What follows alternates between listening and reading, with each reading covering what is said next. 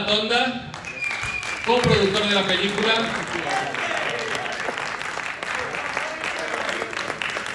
Sergio Molina, hijo de Paul Naschy.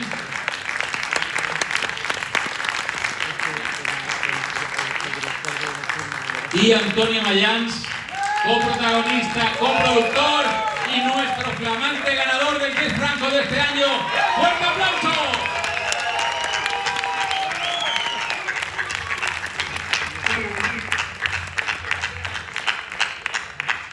Todavía no. Y aquí tenemos, no ha podido venir hoy, estaba previsto que estuviera hoy con nosotros en esta mesa de debate, pero complicaciones laborales de último minuto. Laura de Pedro, a quien hemos podido disfrutar en esta película, nos ha querido mandar un mensaje especialmente dedicado a Antonio. Que no se puede, que el que lo tiene, lo tiene.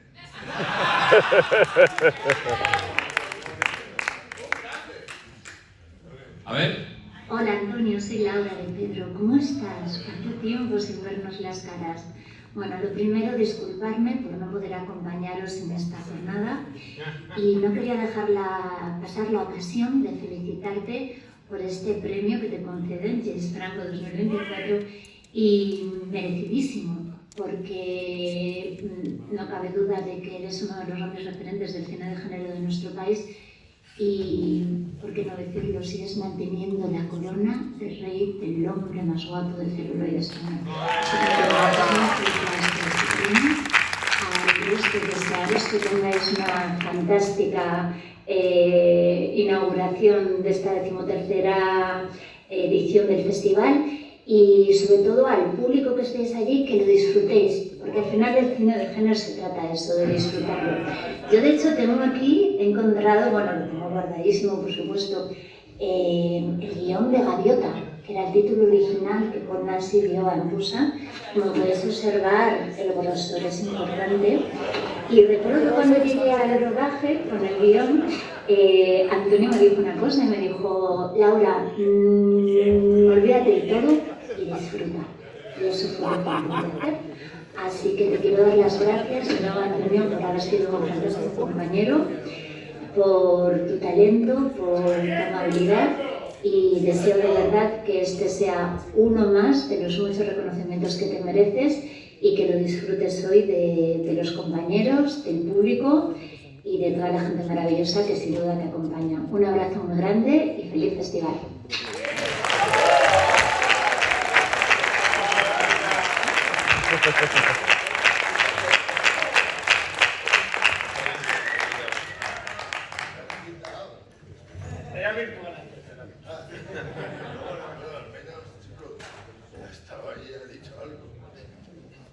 Bueno, vamos a arrancar con este coloquio post-proyección de Empusa y yo quiero empezar dándole la palabra a la persona que conoció este proyecto desde su mismísima génesis. Se encuentra en la otra punta de la mesa, es Sergio Molina.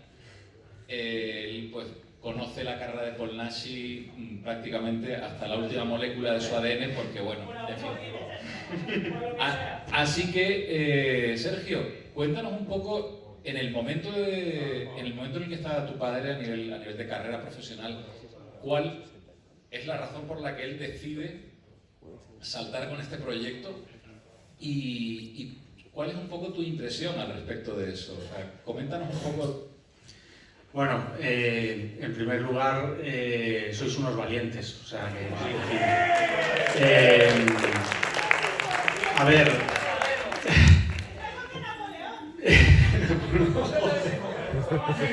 En fin, bueno, el caso es que mi padre, cuando se plantea hacer La Gaviota, que habéis visto en el guión, bueno, él como siempre se ponía a escribir y sacaba sus proyectos y sus cosas.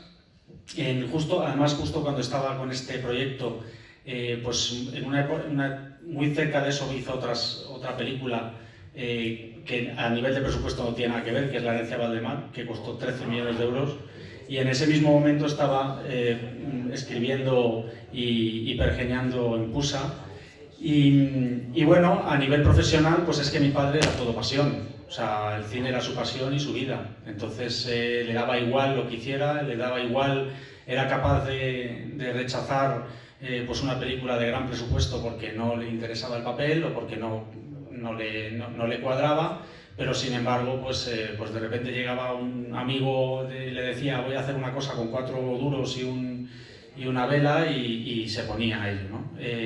Así era mi padre. Entonces, yo de hecho debo confesar aquí que yo a mi padre le dije que no hiciera esta película.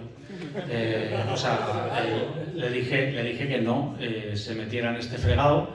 Ya tenía una edad, ya estaba mayor, como bien saben todos los que participaron en ese rodaje.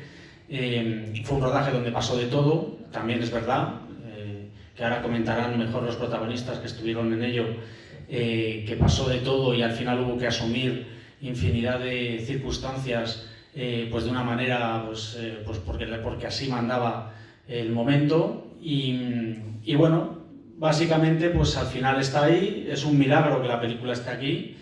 De hecho recuerdo que mi padre estaba ya muy enfermo de cáncer y bueno, pues en el momento en el que recuerdo un día que fue a rodar, que fue a doblar y cuando volvió a casa no sabía dónde había estado, para que os hagáis una idea de cómo terminó la película.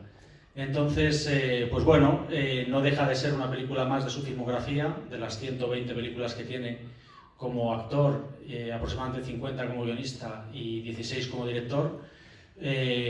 Yo siempre le dije que no hiciera comedia porque no se le daba bien. De hecho, hizo otra que se llamaba Operación Mantis, que fue otro desastre. Y bueno, creo que se le daba bastante mejor el terror. O sea que, en fin, pero aquí está. Y la verdad es que es un esfuerzo titánico por parte de los involucrados que esto al final se haya podido ver en una pantalla.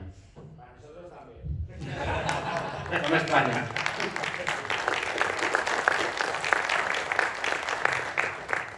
Ángel Mora, a ti, tú arrancas este proyecto con Carlos Saurén como director titular.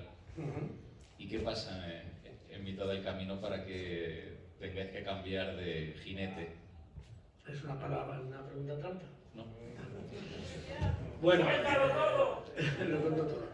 Bueno, a mí realmente recibí una llamada de Antonio. Yo con Antonio empecé a trabajar en el 88, por ahí, con Jesús Franco. Hemos rodado muchas cosas juntos. Y me llama Antonio y me dice que está, literal, estoy en Benidorm, voy a rodar una película con Carlos Saurén y con Paul Nachi. Y yo en ese momento, wow, pues me pongo taquicárdico porque para mí eran dos maestros, siguen siéndolos, uno menos que otro, pero siguen siéndolos. Y para mí era un sueño, ¿no?, trabajar con Carlos y sobre todo con Paul. Entonces, bueno, me dice que necesita un productor ejecutivo si quiero entrar en el proyecto. Y digo, sí, acepto. Para que yo estaba acabando otra peli y yo me incorporé una semana más tarde del inicio del rodaje. La verdad es que cuando me incorporo una semana después casi me dan ganas de irme, porque ya vi ya empecé a ver el despropósito que allí había, ¿no? Teníamos a Carlos Saurén. Es feo, yo sé que es feo hablar hablar cierta tesitura de gente que ha fallecido y tal, pero realmente Carlos Saurén, que insisto, en su momento había sido un director por mi parte admirado y admirable, pues no estaba en su plenitud cabal, se queda fino, ¿no? Se le lo así. Y nada, que era un despropósito de pies a la cabeza, se estaba gastando el dinero. No sé si os habéis fijado, un plano un poco surrealista, perdón. Bueno, se dejó medio presupuesto. De hecho, os puedo decir, yo hacía tiempo que no veía la peli, y después de verla, os puedo decir que hay un 5% del material que rodó Carlos, y los planos más espantosos son de él. ¿Sabéis? Fíjate ese plano tan horrible que está la cámara detrás de un muro. Eso que lo han comentado a mitad. Eso era Carlos Saurén, era un señor que ponía la cámara en el sitio más inoportuno, con el ángulo más desazulitado. Entonces, más que la tragedia, yo había hecho muy buena amistad y muy buenas migas y tengo un recuerdo extraordinario de Paul. Y yo a la semana me quiero ir, digo, del propósito esto no hay quien lo levante, ¿no? Y le comento en privado a Paul que yo quiero irme de ese rodaje, que me estoy poniendo enfermo. Y lo digo literal. Yo tenía que, creo que lo he dicho en la presentación, llegué a tomar 2-3 diazepames diarios. Porque estás viendo como el dinero que tú intentas gestionar lo está maltirando un señor que se llama Carlos Soler. En fin, no me quiero extender mucho. Entonces yo le digo a Paul que yo abandono el proyecto y él me dice literal que si tú te vas, si me voy yo, se va él. Claro, yo por compañerismo, por allí habíamos en equipo, habéis visto Los Dioses de Crédito, siendo una película pequeñita, igual había 30 y pico personas allí trabajando. Entonces Paul, que era una persona enormemente generosa, y quiere decir que hizo esta película por amor y por cariño a Carlos Saura, porque previamente habían coincidido en un festival, no recuerdo si fue en Algeciras, en Cádiz, no recuerdo.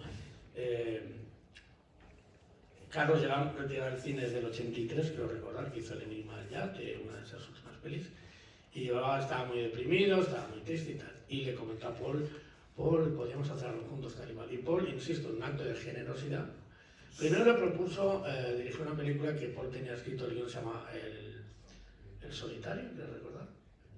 Sí, El Solitario. ¿Perdón? El Solitario. Solitario, que no sé, recordáis, era el ladrón aquel de bancos que se disfrazaba. Era inviable porque era un proyecto muchísimo más caro, entonces Paul, que era un genio y tenía guiones por todos lados, dijo, bueno, este proyecto es más sencillito, se puede rodar aquí en Benidorm con un equipito y tal, y decidieron tirarlo para adelante. Y entonces hicimos una reunión aquel día en el hotel donde estábamos alojados todo el equipo, lo que éramos los productores del proyecto. Antonio, el propio Paul, Carlos, Luis Colombo, que es el director de fotografía, y yo. Y bueno, se supone que en esa reunión lo que se tenía que haber hecho es el despido fulminante de Carlos Saura, y lo que hace Paul, insisto, un ejercicio de enorme generosidad, es proponerle codirigirla. Yo me quedé perplejo porque no es lo que esperaba oír en aquella reunión, ¿no? Pero bueno, dije, bueno, anchas Castilla.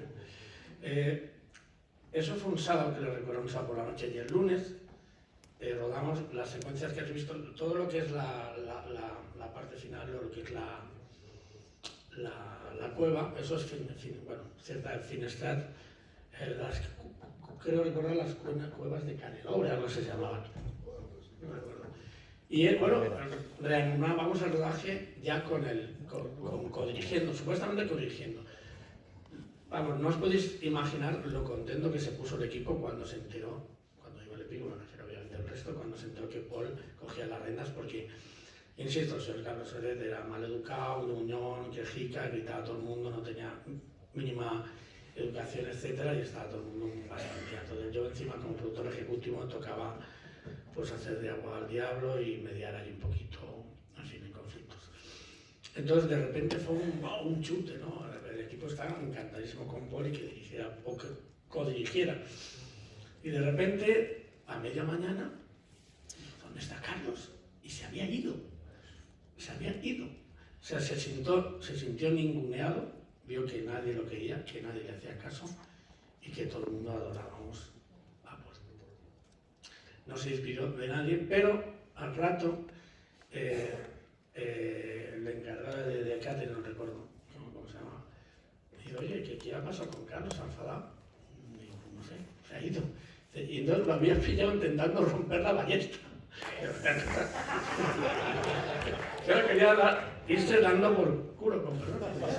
En fin, lo demás es historia. He de decir que, obviamente, luego aquello fue un punto de inflexión porque tuvimos que rodar prácticamente toda la película, pero ahora ya con menos de la mitad del presupuesto. Y obviamente si ya había poco presupuesto, imaginaos lo que significa rodar de nuevo casi todo con la mitad del presupuesto, que ya era poquito y tal. Y no se puede hacer magia, chicos. No se puede hacer magia. Antonio, en esta película, en la dinámica que tenéis Paul y tú en escena, ya apuntaba Sergio el tema de la comedia, porque esto realmente tiene muchos elementos de comedia, y se puede decir que dos, vamos, luminarias de el cine de género como sois Paul y tú, estabais haciendo una comedia digna de las de Che Chichón. ¿Cómo se creó esa sinergia entre vosotros dos? No, que poco a poco veíamos que aquello fluía y que aquello iba bien y que funcionaba bien nuestra comedia, quiero decir, nuestro trato era un poco comedioso y por ahí seguimos.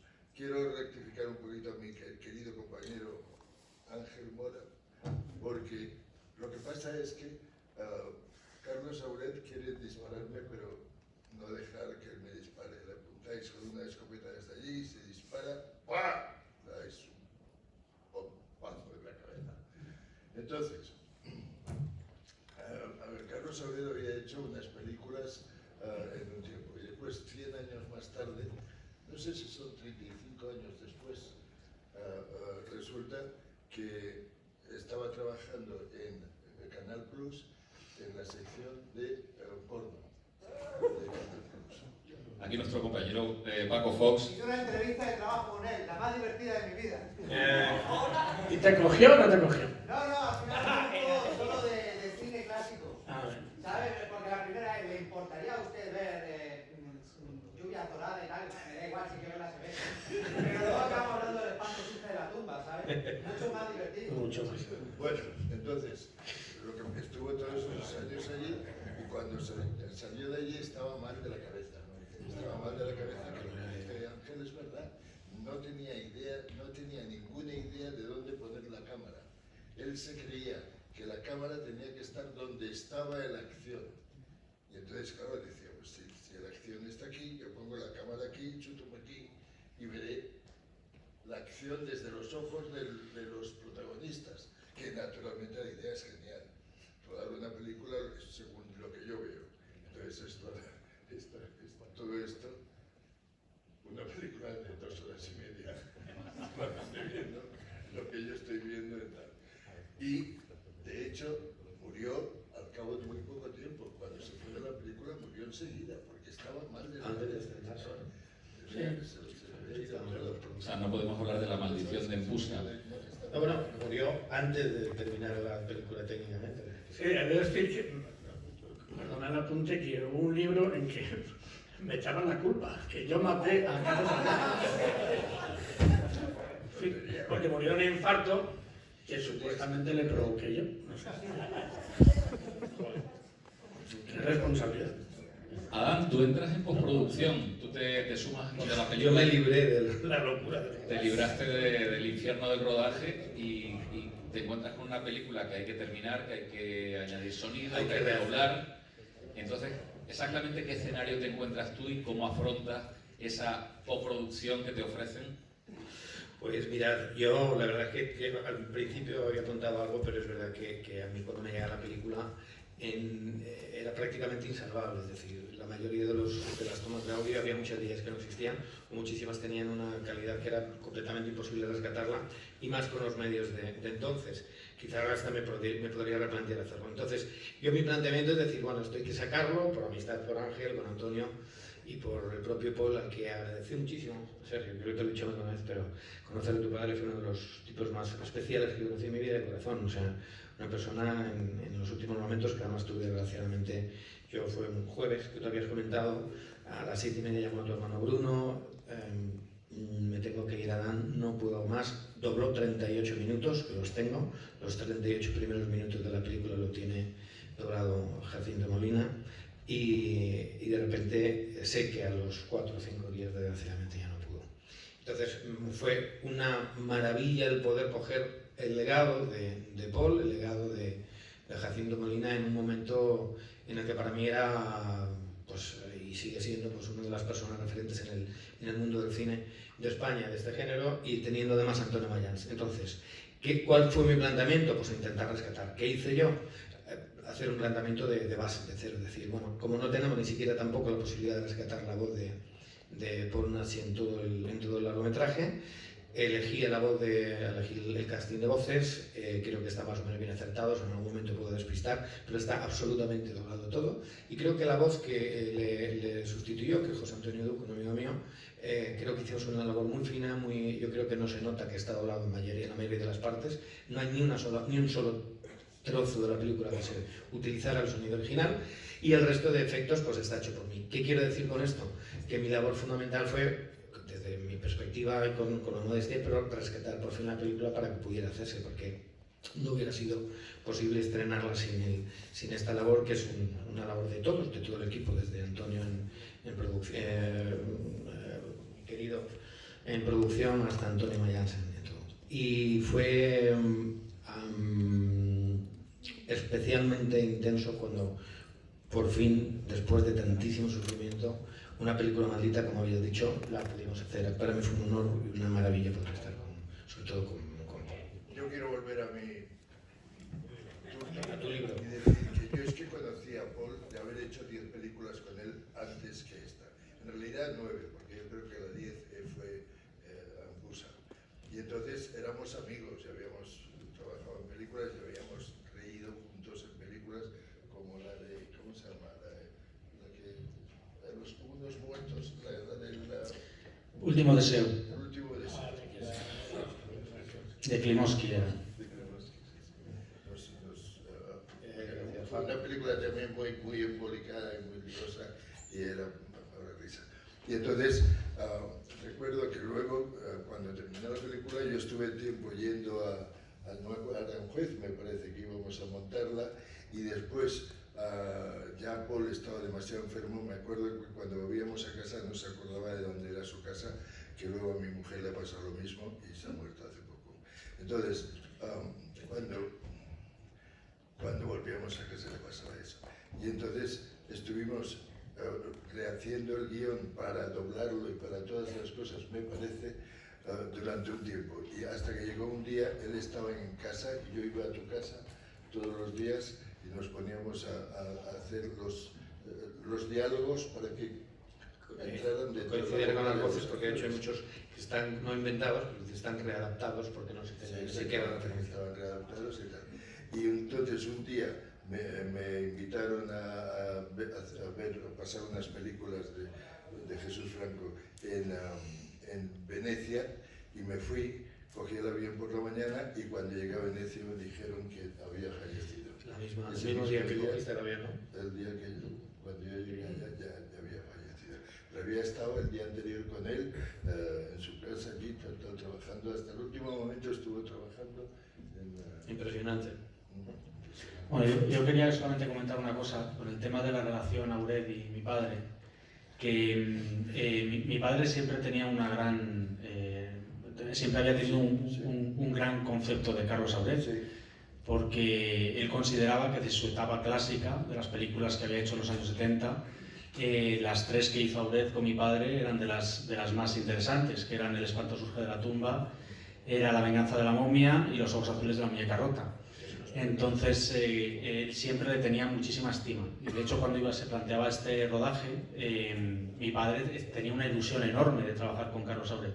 O sea, fue así. Y esto lo digo porque cuando ya mi padre fallece, incluso un poco antes, yo leí cosas y hubo gente que decía que es que mi padre había echado a Carlos Auret del rodaje. Cosa que era totalmente falsa. O sea, de hecho, mi padre estaba emocionado por trabajar con Carlos Auret otra vez, después de siempre no me lo decía, ¿no? 35 años después y vuelvo a trabajar con Carlos y tal, no sé qué. Pero, bueno, él me iba contando todo lo que has contado de la situación que sucedió en el rodaje y no entendía nada. Decía, es que no sé qué le pasa, hace unas cosas muy raras y tal. Pero quería decirlo, ¿no? Porque es que ya digo que en su momento hubo gente que decía que es que mi padre le había quitado de en medio, como para hacerse con el control de la película. Bueno, ya te digo, Sergio, que fue todo lo contrario. Tu padre es el que no quiso echarlo y propuso, fue el que propuso corregirla. Y de repente Carlos no encajó bien, se sintió ninguneado y cogió y se fue, pero se fue sin despedirse de nadie. Pero yo creo que fue porque no era el Carlos Auret que había hecho las películas y había cambiado y se le había... Sí, seguramente. O sea, por ejemplo, Carlos Auret hay una anécdota, no sé si ¿cuántos de aquí habéis visto La noche de Walpurgis? Si es que la habéis visto, bueno, pues veo que la habéis visto unos cuantos. Pues Carlos Saura fue ayudante de dirección de Klimovsky en esa película y de hecho al final, no os voy a hacer el spoiler final, pero vamos, se supone que sale una sombra del diablo y ese es Carlos Saura.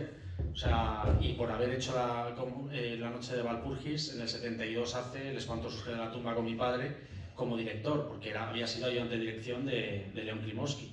Y mi padre estaba encantado con él, vamos. Lo que pasa es que, bueno, pues... No sé si lo he dicho antes, pero yo creo que he dicho que cuando me llamaron ellos desde el festival que había en Cádiz, que no me acuerdo dónde era, lo que me dijeron es, estoy aquí con Carlos, quiero decir, estoy aquí con Paul, y entonces cuando nos hemos visto nos hemos abrazado porque hace mucho tiempo que habíamos hecho unas películas, nos pusimos a llorar y dijimos, oye, pues tenemos que hacer una película juntos inmediatamente. O sea, se pusieron a llorar en Cádiz por la emoción de querer volver a rodar la película juntos. O sea, que por eso, era solamente un apunte, te puedo seguir. Sergio, cuando esta película por fin se termina, siempre podemos hablar de que hay personas que tienen con determinadas películas en las que han participado o han tenido algo que ver una relación amor-odio, pero tú esta película la detestas en un momento dado y... Bueno, yo creo que la palabra no es detestar, la palabra es que es una película que no me gusta verla, porque me produce dolor el hecho de que mi padre terminó esta película de la manera que terminó. Creo que no fue su última película, porque esta película, si mal no recuerdo, se rueda en el 2007, me parece, aunque mi padre muere en el 2009, pero en el montaje era el 2009, porque mi padre fue poco antes de fallecer, fallece en noviembre y creo que está en esas fechas más o menos trabajando. Por tanto, para mí no es cuestión de detestar, ¿no? Yo creo que es una película fallida, es una evidencia, es una película que es fallida y que no es el... O sea, mi padre en Paul Naschy no es en Pusa, entonces no es que la deteste, es una película que entiendo que se hizo, que está dentro de la filmografía de mi padre y jamás se ha renegado, porque un artista al final pues tiene que ser consecuente con aquello que hace y con aquello que plantea y realiza. ¿Qué pasa? Que bueno, pues los que, si aquí hay estudiantes de cine, ya se darán cuenta a futuro, pues una película depende de las circunstancias que le rodean.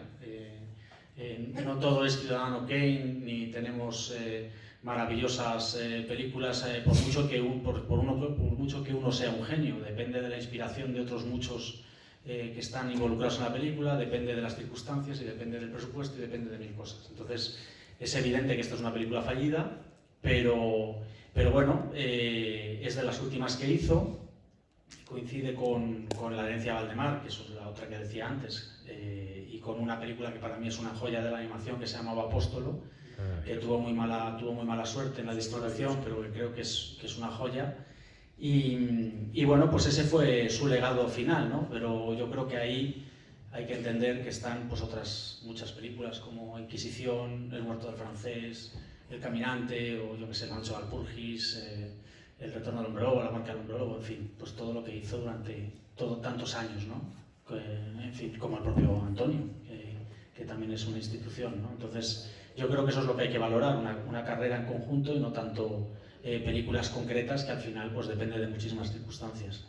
Lo que sí quiero decir yo, aportar a lo que ha dicho Sergio, con lo cual estoy completamente de acuerdo, nadie lo conocía, es simplemente que el hecho de vosotros, que hay aquí, como había dicho él, algún estudiante de cine, recordaros que solo el hecho de terminar una película como esta es un esfuerzo extraordinario de muchísima gente y que es un logro extraordinario, como ya lo he dicho, el poder finalizarla, porque es un trabajo de diablado para que pudieran encajar todas las piezas.